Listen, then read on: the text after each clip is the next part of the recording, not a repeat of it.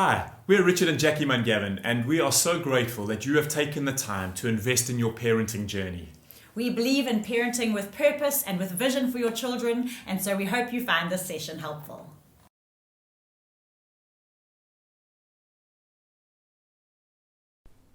This session is about the value of routine and developing a habit of obedience in our children. I'm sure you prick up your ears at that. It sounds delightful to have children that have obedience as a habit. So we're going to start off with just chatting a little bit more about proper authority and what it looks like in our home, because that leads us into the habit of obedience. So proper authority is compassionate. It can be compassionate because we are understanding, we're in the same boat with our children. We also have to listen to the rules of the land and the laws that God has put in place for us. And so we can be sympathetic. We can say to our children, oh, is this really difficult not to get angry in the situation? I understand. Yeah. Or is it hard not to take sugar from the cupboard when I'm not looking? How can I help you? Would you like me to put the sugar higher up? Or how can I help you to find this easier? We can be compassionate about it. Yeah. I think another aspect of just understanding authority and wanting obedience from our children is consistency. Just that we would not blow hot and cold, not blow with the wind, not choose one day to say one thing and then the very same circumstance the next day, but it's a different outcome for us. And so within our authority, we have to display consistency, that we are constantly the parents. We're not absolving or abdicating the one day and then taking hold of it the next day, not making our children have to choose as to whether their parents are doing a good job with their authority or are inconsistent in what they're doing. Absolutely, because it's not about our will, we get to be a little bit more consistent. Yeah. And the thing about consistent authority is that it also needs to be omnipresent or omniscient, a little bit like you're representing God here.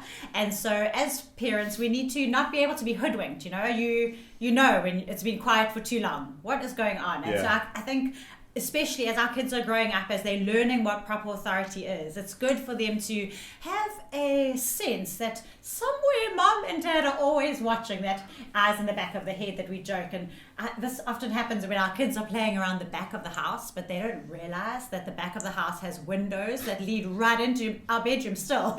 We have windows on both sides. And so they'll often be they think they've gone out the front door all the way around, and they are totally hidden. And then I'll call out the window, what are you doing there?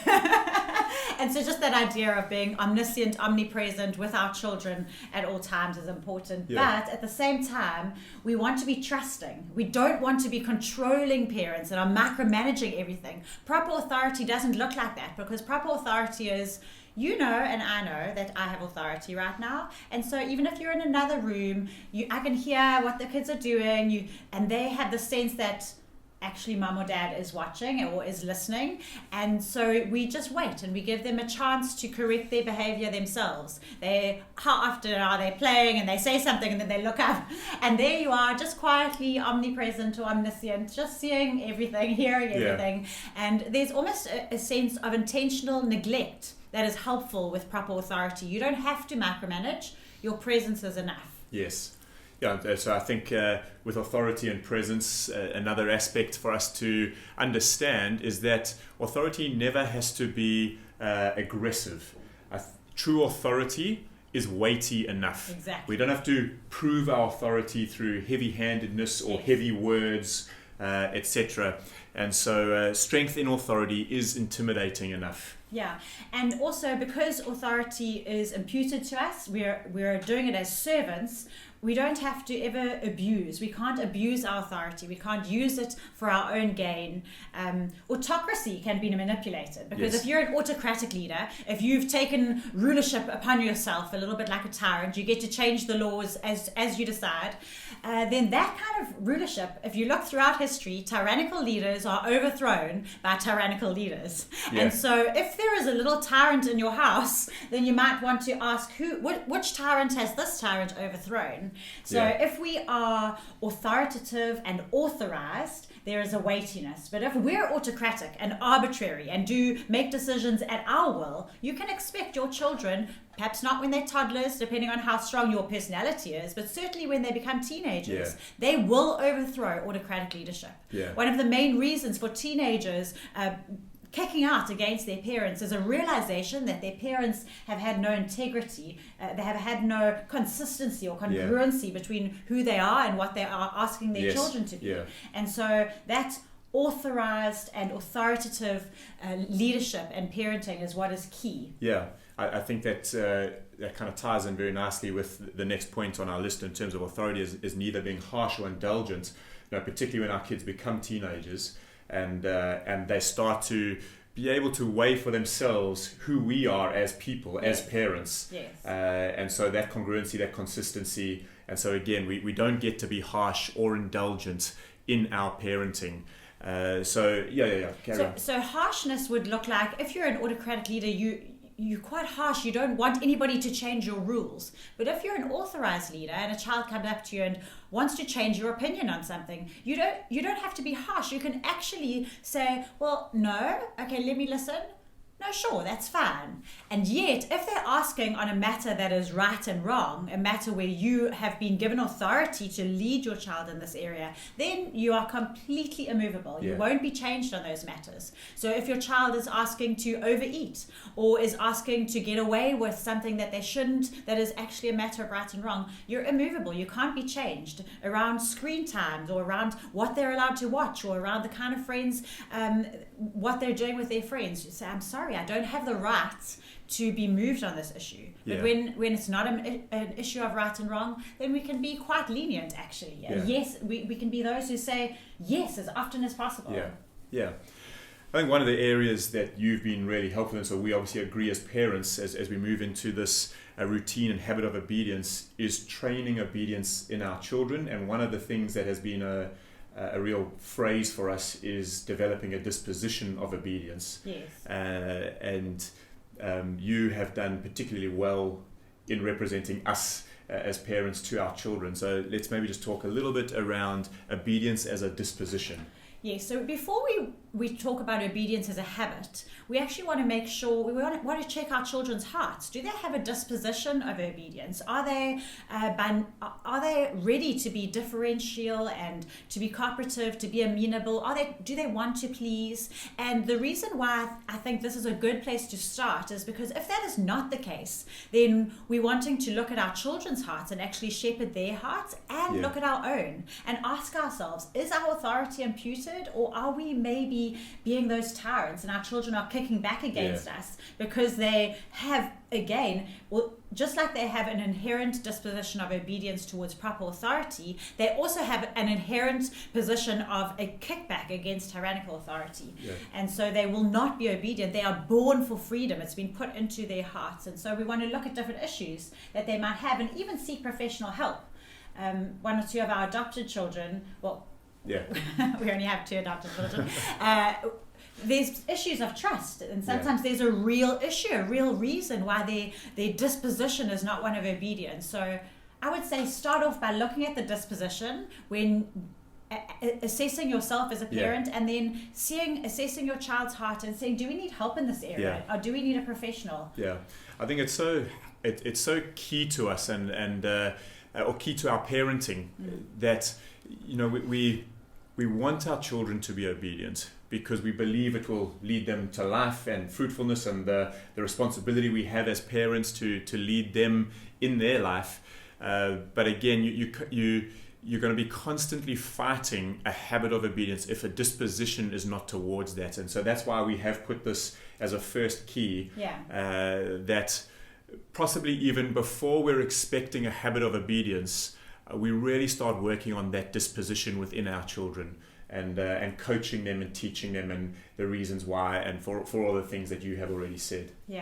And then we're wanting to work on the habit. And so habit training, we know, is incredibly helpful.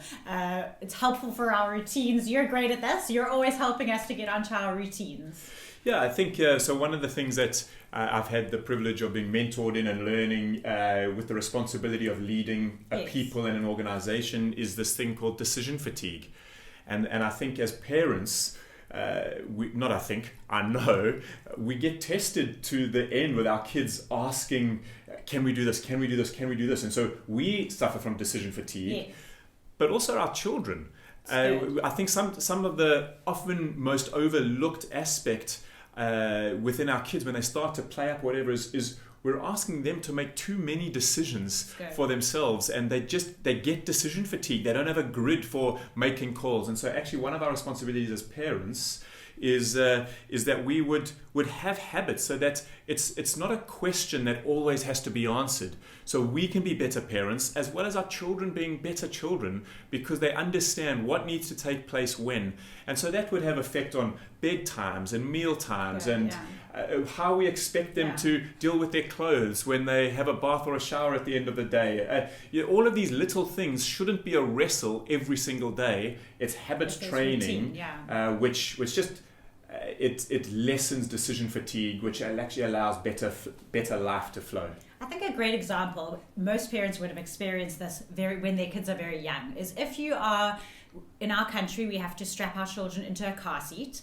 If you have ever, when your child was a older baby or toddler, allowed them to get away with it because you were just going down the road, I'm sure that if you allowed them not to sit in their car seat one time, it then took you another 3 weeks of fighting to get them back into their car seats without a fight. Yes. Whereas when you strap them in every single time they get in their car, it takes away this decision fatigue. Yes. Yeah, absolutely. And that's what we're suggesting around obedience. And I do think this is an area where we have actually succeeded well with our children. Yeah. And it has surprised people sometimes when they come into our home. Our kids don't argue with us because we have been consistent. And I know that might seem shocking and unattainable to you, but it really is a beautiful thing when you have trained your children in obedience. So it requires consistency from us, and it's not easy. Look, I've been that mom lying with my pregnant tummy on the bed, exhausted. You hear them fighting next door. You know you should get up and deal with it, but you're just not in the mood.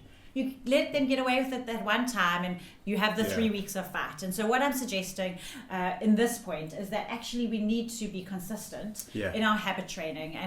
And we would actually do this around the dinner table and train them beforehand, what obedience looks like. Absolutely. I think you mentioned something there which I know we have implemented, which has been really helpful in our parenting around this. But you said our kids are not argumentative back to us. And that may sound like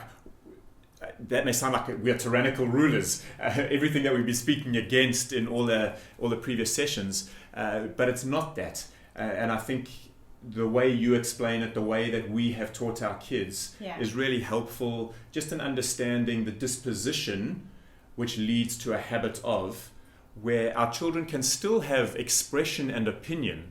They're not without development and their own ideas, but yet the disposition and the habit lead them to a particular thing. So maybe just explain that. Yeah, so actually that would be moving on to our fourth point. Oh, okay. It's good. Let's do it now. Is that we want to have reasonable expectations of our children. We want obedience to be reasonable.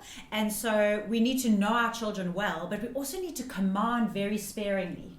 And so we don't give commands all the time. And that is why we can be consistent when in this area, you may not get away with it. So in the example I was using with the pregnant tummy, the kiddies were fighting and speaking to each other poorly. That is never ever allowed in the home. You're not allowed to speak to each other badly. And so I had to get up and go and deal with it and be consistent. But in other areas, our kids are able to have an opinion. And so because we command very sparingly, so again, I'm using examples because I think it helps to understand the theory.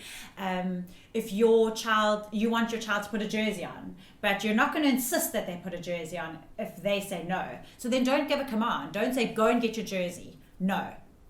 Oh, fine. Because then it sounds like you are changing your mind, but actually it was never a command in the first place. So let your little kiddies, especially as they're young and learning language, hear the difference in the words you use and your tone of voice when you are making a suggestion and when you're giving a command. So it sounds different to say, it's cold. I think it would be good for you to go and put on your jersey, as opposed to go and put on your jersey. So I'm talking about complete obedience to the go and put on your jersey. Yeah. They can hear in your tone of voice, they can hear in the words that you're using that this is not a suggestion, this is a command. Yeah, and I think it's really, really helpful. It may sound really subtle, but I think it has massive consequences, even in the way, so if we step out of parenting for a little while, even in the way that we relate with people. When we give each other commands, it's like, well, I don't know that I'm going to hold to that. What's going to happen if I don't hold to that? But if you kind of say, hey, listen, I've been outside. I know it's cold outside. You might want to take a jacket, but it's all yours. It still gives the freedom of choice to your child. Exactly. And I think that's really helpful in continuing to build a relationship of trust and build those things. And so with reasonable expectations, and then linked in with obedience as a habit, I was referencing the yes mom, the yes mom thing, and so I think it's helpful that when we look at obedience as a disposition, obedience as a habit, and then reasonable expectations in terms of what we ask, I think with all of that, one of the things that we have trained our kids in is to say you can have an opinion, but your immediate response needs to be yes. Exactly. We are responding to the authority that God has put in you as our parents. And so we're saying yes to you. May you explain why. Can you present a vision of why? We've spoken around leadership and vision and why we should do certain things. And I think that's helpful. I think that is human interaction. And so our commands should be really sparing. We're not looking to raise children that don't think for themselves. But I think that society has then gone all the way to children who don't understand obedience to proper authority. So you want to get the balance right. You want to be able to present them all the time with what is wisdom, what are God's laws, what are we working towards, so that they understand that. However, if I give a command, this is what I'm expecting. And so we would even train that around the dining room table and practice it. And in a moment of lightheartedness, I would say, okay, Dad's going to give a command, and Dad will say, drop a pencil, and say, pick it up. And we would show them that obedience has to be not only doing the thing that you've been asked to do, but it also needs to be immediate, and it also needs to be cheerful. Yes. That all three of these things are included in obedience. It's a yes mom, yes dad, but it's also immediate and cheerful. And so we'd say, okay, now do the same thing, do what Daddy says, but this time do it with a grumpy attitude, or this time do it slowly. And it's silly, but it helps them to know exactly what's expected of them. And so then in the heat of the moment, you can say, excuse me, immediate and cheerful obedience, and they can understand. Yeah, I think we've got a phrase in our house which our kids will say to us and understand, that delayed obedience is disobedience. And so just around the consistency of authority helps to remove unhelpful habits or shoddy habits. Yes. So again, when we are consistent, it helps our children to respond obediently. When we are inconsistent, they don't know what they're lining up to. Yesterday we said this, today we said this, the rules seem to change. And so we want to help them be obedient. So summarizing the session? Yeah. I think the big takeaway for parents today would be around your consistency and the kindness of habit training. It is not kind to say, you know what, I've been training this child to close the door for the last 3 weeks. You've done your 21 days of habit training, you've worked on this habit, and now they've just left the door open. But you know what, they've done so well, let me let them get away with it. It's not kind. It's not kind to let somebody break their habit. So I know it's exhausting, I know that it's tiring, but it's one of those things that when you put in good habits, just like if you put in good eating habits in your own life, good exercise habits, good whatever it is, if you want that thing in your life, you need to turn it into a habit so that you don't have to decide each time. And so let's give our children the gift of the habit of obedience, and then just once they've got it, don't let it go, and it will be far easier. I promise you, it's the hard work in the beginning for a far easier and peaceful home when our children understand habit as an obedience, obedience as a habit. Hope this session's been helpful.